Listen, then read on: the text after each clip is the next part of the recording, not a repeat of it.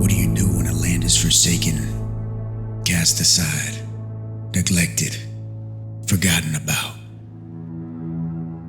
Do you ever go back, or should you simply move on? Microtech has ice in its veins. Nothing burns like the cold, but only for a while. I have not forsaken you yet, Microtech.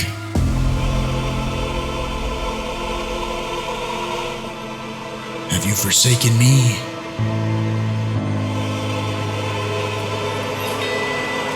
Calliope, I'm coming.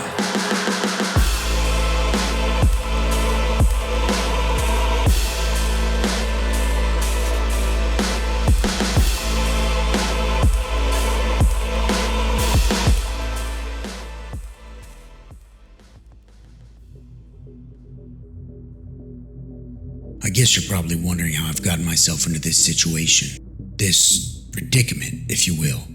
Turns out, the weather has been a challenge, the rocks have been explosive, and the weight of the sky has drained my fuel. Most solo mole miners have steered clear of Microtech ever since Chris Roberts used his heart machine to turn up the frozen winds. In this episode, we go over the facts and possibilities of mining on Calliope. Let me show you what I learned.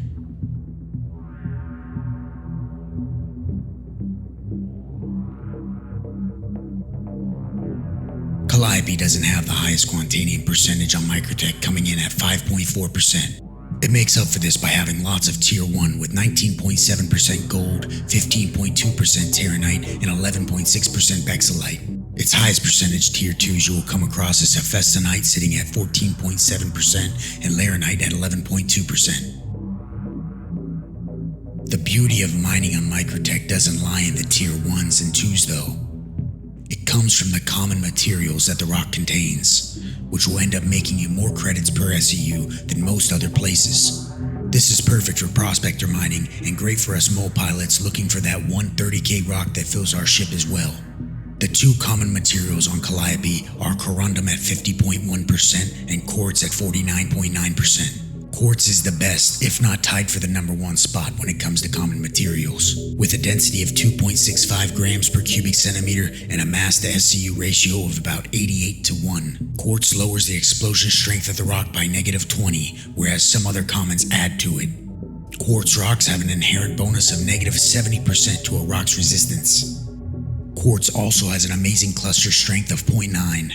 This will potentially get you more unicorn breaks, where the common material is better separated from the Tier 1 you want. But quartz also has a couple of negative side effects, such as adding +50 to a rock's instability and shrinking your green window size by 50%.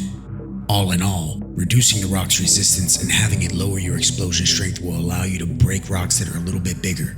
The second common found on Calliope is corundum, which sits in my mid-tier range of common materials. Its bonus pretty much lies in the fact that it has a density of 4.02 grams per cubic centimeter and a mass to SU ratio of about 134. It also has a high clustering rate of 0.7. The only other positive is the explosion strength modifier that sits at -36. The negatives for corundum are it will add to your resistance by 10%, make a rock more unstable by 50, and shrink your green window size by 50%, just like quartz. Now that we have the stats out of the way, let's keep the ball rolling and talk about the weather and the flying. Flying on Calliope is moderately difficult. It has a lot of drag and a fair amount of gravity. It will make your mole feel heavy. You will have to be sure to keep that VTOL on when trolling and mining.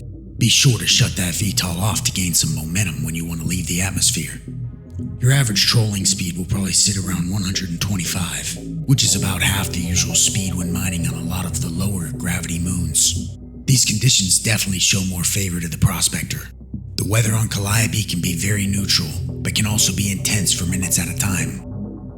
These mild winds can and will push your mole while you are in your turret at the worst times. You will just have to have patience and go with the flow of the weather.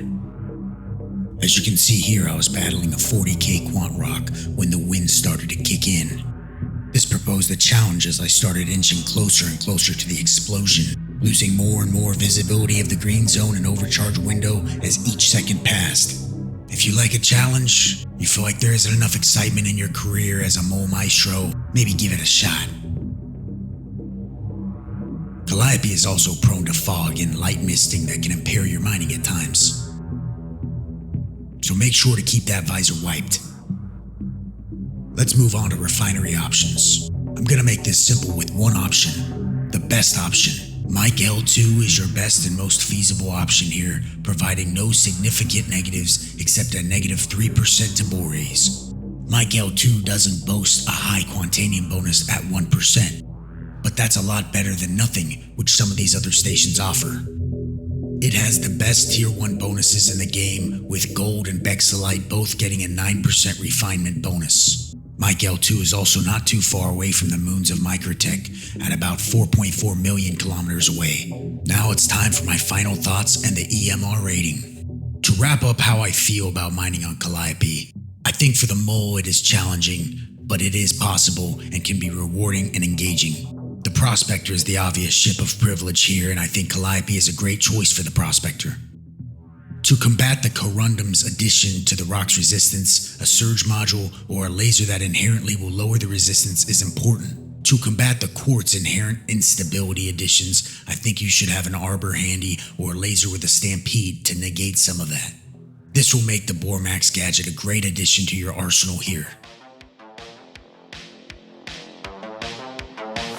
As for the EMR rating, Calliope gains a respectable EMR score of 95 for Prospector pilots and a subpar EMR of 75 for mole pilots. Even though the stats aren't bad and you've got great commons to work with, Corundum adding resistance and Quartz raising the instability only amplify the irritation you will face when trying to solo mole here. On the other hand, the Prospector will find a lot of rocks that it can break due to the lower mass commons. Without the weather constantly throwing you off your game, the Prospector can really shine here on Microtech and its moons. If you like the content and want more, consider giving me a like and subscribing. You can also find me streaming right here on YouTube most nights at around 9:30 p.m. Pacific Standard Time. Now I want to thank all my supporters and members. Without you, I wouldn't be able to do what I do. From the bottom of my cold dead heart, thank you.